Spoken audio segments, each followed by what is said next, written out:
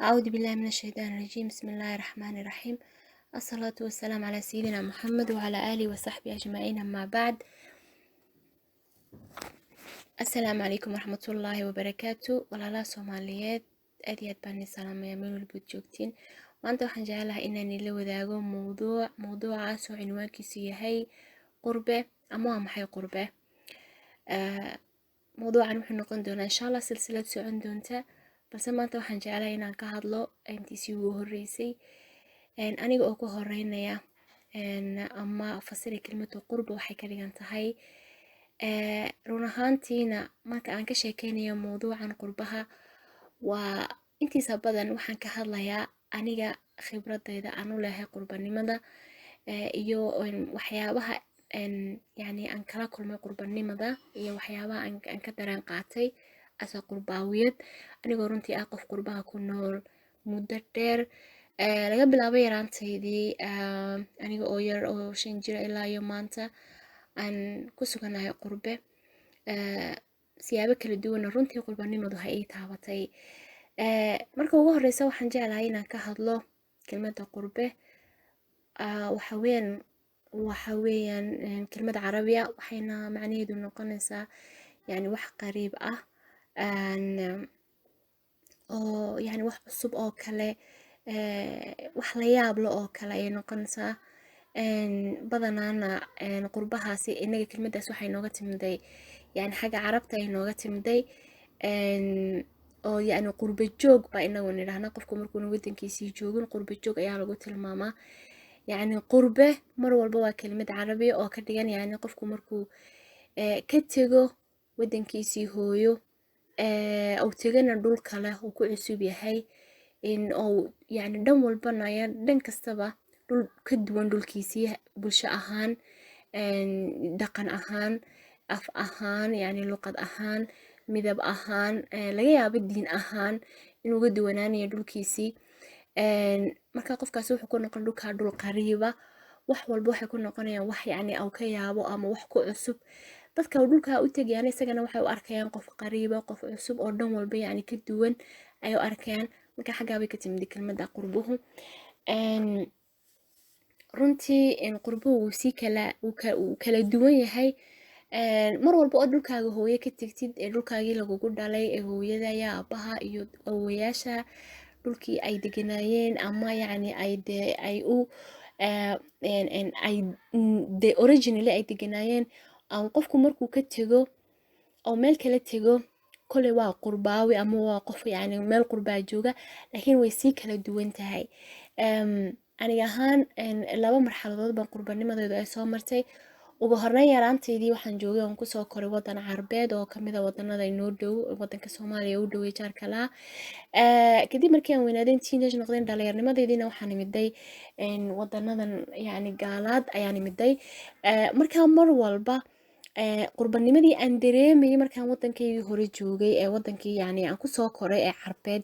iyo tan imkaan dareemaya way kala duwan tahay. inkastay qurbanimada ka siman yihiin laakiin leevela ayay kala leedahay, mustawayaad bay kala leedahay. markii aan joogay wadankii carbeed qurbanimo mar walba waan dareemi jiray oo yaraanteydii bay igu bilaabantay. waayo waxa aan dareemi jiray inaan midab ahaan la ii takoorayo, waxaan dareemi jiray in Soomaalinimo la ii takoorayo, waxaan dareemi jiray in dhulka la ii sheeganayo, waxaan dareemi jiray servisyada la bixinayo wax walba inaan anigu ahay mar walba second oo sida qofka muwaadinka loo tixgelinayo aan lagu tixgelin ama lagu ixtiraamin baan dareemi jiray. oo aniga oo yar bay caruurta yaryar ee yani aan iskuulka dhigan jirnay ay mar walba waxyaabaha ay kugu tilmaamayaan ay yani ay aad yani ii dhibi jirtay. runtii ilmaha yarina mar walba wuxuu matalaa guriga uu kasoo baxayo ayuu matalaa. guriga lagu kasoo baxaya haddii mar walba dadka lagu cunsirinayo, dadka kale loo arkay dad madow, loo arkay dad qaxootiya, loo arkay dad aan la mustawa ahayn, ilmaha yarna saas ku weynaanaya. ilmaha yar dhigiisa ah hadallada gurigiisa laga isticmaalo ama fikradaha laga qabo ayuu ku dabaqayaa. marka caruur badan oo aan yani isla dhigan jirnay markaan iskuulka dhiganay baa runtii waxyaabo fara badan oo niyadda iga xumeeya aniga oo yar yani isticmaali jiray erayada isticmaali jireen waxaa kamid ah waad madowdahay, qof madow baa tahay, qaxooti baa tahay, dhulkaagii ma halkan dhulkaagii ku noqo waxyaabaha noocaas oo kale badan ay isticmaali jireen oo runtii mar walba igu kalifi jirtay inaan hooyaday dee aan weydiiyo oon mar walba idhaahdo maxay tahay yani sidani maxay tahay aan mar walba aan isweydiiyo ayaa mar walba yani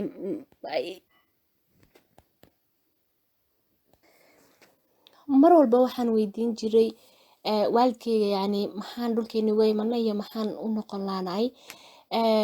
taasi kolley duruufo kala duwan dee ay dadka ay qurbaha geynayaan laakiin markuu ilmuhu aad u yaryahay ma fahmi karayo balse maanta waan fahmayaa ama markii damben weynaaday aad baan u fahmay laakiin ilmuhu markuu yaryahay waa very sensitive waxaa badan baa taabanaya una markaa isagu xataa explanation yani auna u heli karayn laga yaabo waalidku hadduu u fasirana inuuna yani si fiican auna u fahmi karin markii damben weynaaday teenage aan noqday aan qof dhalinyaro aan noqday baan waxaan imiday wadanadan wadan kamid ah wadanada qurbaha ee gaalaad runtii wadankan markaan imidayna waxay noqotay marxalada kale soo galay runtii ama marxalada qurbanimo soo galay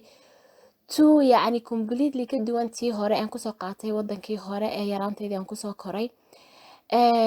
runtii wadan gaalaad markaad timaado waa wadan yani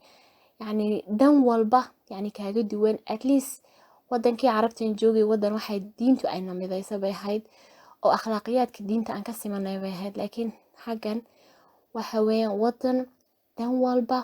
aan maxay ahaydaan inooga duwan aso Soomaali ahaan ama muslin ahaanba waa wadan aan inaga diin duwan dhaqan duwan midab duwan luqad duwan waxyaabo fara badan ama mabaadida iyo akhlaaqda ay ku dhaqmeen ay naga wada duwan tahay marka runtii qurbaha rasmigii kan buu noqday kii hore aan joogina waxaba noqday qurbo runtii aan mar walba xasuusan aadna ugu xiiso maadaama aan kusoo qaatay noloshayda intii ugu fiicnayd yaraantaydii xasuuso gaarana igu leh balse dhulkana ay noqotay dhul aan qurbo rasmiya runtii aan dareemo taasoon mar dambe iniga sheekeyn doono waxyaabihii igu layaabka badnaa ama waxyaabaha yani filan waaga ah ee runtii wadankan aan kala kulmay waxaa igu dhacay baan soran karaa home sickness ama alxaniin ila wadan waxa la yiraahdo oo qof walba qurbaha ku raagay runtii hayo oo ku dhaca wadan jacaylka wadankaaga inaad jeclaatid mar walba yani ku fikirtid ayaa mar walba kugu dhacaysa markaad aragtid dad yani wadankoogii kuu sheeganaya wadan aanad yani mar walba aad arkaysid inaad xagga dambe taagan tahay ood adigu marka aad second tahay dadka wadanka u dhashayna iyagu xagga hore yihiin adigana lagu arkayo qof yani ajaaniba lagu arkayo xuquuqda aad lahaatid xuquuqda dadkani leeyihiin aad lahaatid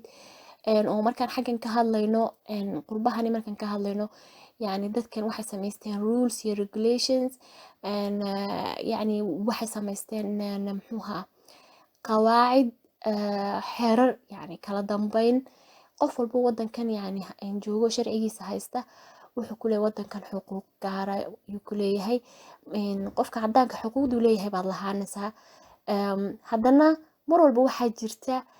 ina adigu yani qof ajaaniba markaa tahay inaad si ama si kalaba lagu dareensiinayo inaad mar walba ajnabi tahay oo wadankan lagaa jeclayn marar badan waa dareemaysaa waana lagu dareensiinayaa dhaqamada qaarkood akshanada dadka qaarkood ay kugula kacayaan meelaha qaarkood markaad tegtid siyaabaha lagula dhaqmayo mar walba waxaad dareemaysaa inaad wadankan lagaa jeclayn ama lagaa rabin ama inuu dhulkaagii ahayn runtii inaga ahaan waxa isku kaabirta haddaan Soomaali nahay dhowr shay baa isku kaambiray marka ugu horeysa dhibaatada ugu horeysa wadanadan yani aan sababtaan ugu dhibaataysanay waxa kow ka ah waxaan nahay wadan dawladiisu ay burbursan tahay wadan loo aqoonsan yahay inuu yahay wadan dambeeya oo burbursan oo dagaala ka socdaan oo dhibaato ka socoto wax respect ah ama ixtiraam iyo maqadarina haba yaraatee dadka Soomaalida looma hayo fikrada qaldan baa mar walba laga aaminsan yahay for example gaaladu waxay ka aaminsan yihiin inay yihiin dad aanan waxba baranin intooda badan, dad systemka aan dhex geli karaynin, dad wadankan lacagun usoo doonto yacni inay caruur intay dhalaan lacagun ku qaataan raba, waxyaabo noocaas laga aaminsan yahay. iyaga un maahin dadka wadanka maahin xataa dadka ajaanibka wadankan jooga nooga soo horeeyay sida ajaanibka yacni Asiaanka iyo dadka madowga Jamaicanka oo dadka Afrikada kale ka yimiday kulli waxay noo haystaan dad yacni aan de wadankan wax badan kusoo kordhin karin ama dad yacni dambe. inkastay Soomaalidu wallahi meelaha qaarkood iska soo muujiyeen oo jiraan Soomaali badan oo professional oo meelo fiican haysta, haddana waxaad moodaa inay majority-ga laga haysto fikir xun oo qaldan laga haysto. taasi waxay dadku ku waayeen ixtiraamkii loo hayn lahaa bay dadku ku waayeen dadka Soomaali ahaanta, yacni qof qaxootiya, qof wadan burbursay ka yimiday, wadankiisa laga dhex arki karaynin yacni adduunka oo dhibaato lagu arkayo. maanta Google haddaad ku qortid Soomaaliya waxa kasoo baxayo waxyaabo xun, dad gaajoonaya, sawradii waayadii 90-yadii dadku markay qaxaynay gaajoonayeen baa ku jira ilaa maanta, dagaal, qaraxyo, burcad badeed, waxyaabo noocaasa un baa ku jira. taasi oo yacni aan fikirka dadku ay ka haystaan noqotay mar walba dee dad inaan nahay dad aanan jirin. haddana taa waxaa sii xoojiyay dhulkii aan imanay, hadday dhulkeeni naga burbureen bal inaan at least inta dhulkan laysku yimaado community adag la samaysto, jaaliyado adag oo isku xidhno dadka dhibaataysan xataa wax u qabto, dadka bilaa camalka camal geeyo, systemka wadankan dadka dhex geliya oo dadku say wadankan uga faa'iideysan lahayn xagga fiican uga faa'iideysan lahaayeen halkii la isku taxalujin lahaa in hay'ado noocaas la sameeyo. taana Soomaalidu way ku guuldareysteen. marka mar walba respectkii loo hayay baa aad iyo aad loo lumiyay. marka qof Soomaali lagu arko mar walba waxa la isku daya xataa xuquuqdaad leedahay in lagu diido lacag mara la isku daya, unless lagu arko inaad tahay qof afkii garanaya xuquuqdii ruleski rightkiisii responsibilitygiisii qof garanaya inaad tahay. haddii lagu arko waa lagaa joogsan, haddii lagu arki waayana kabaha lagula dulmaraya. runtii marar badan waxyaabo fara badan baan arkay.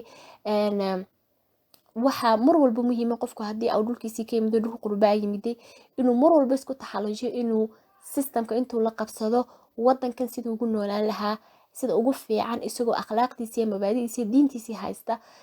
inuu maxay heedaan yacni ugu noolaado oo maxay heedeen iskuna taxalujiyo. runtii ayaa qurux badan. laakiin inteena badan waxaad moodaa waxyaabahaasi inaanan weli aanan Soomaalida inuu u bislayn. marka mar walba qurbanimada halkan ka jirtay way ka adag tahay qurbanimadii waagii markii aan yaraantaydii ama wadankii carabteen joogay. runtii aad baan ugu xiisaa runtii wadankaasi. ilaahayna waxaan ka rajeynaa inuu ilaahay siiyo nabadgelyo waarta iyo ammaan insha Allah. maanta waxaan jeclahay inaan intaasi kusoo gabagabeeyo qurbanimadu waxay ka dhigan tahay, laakiinse waan sii wadayaa insha Allah. ha layla socdo. aad baan salaamayaa. assalaamu calaykum waraxmatullahi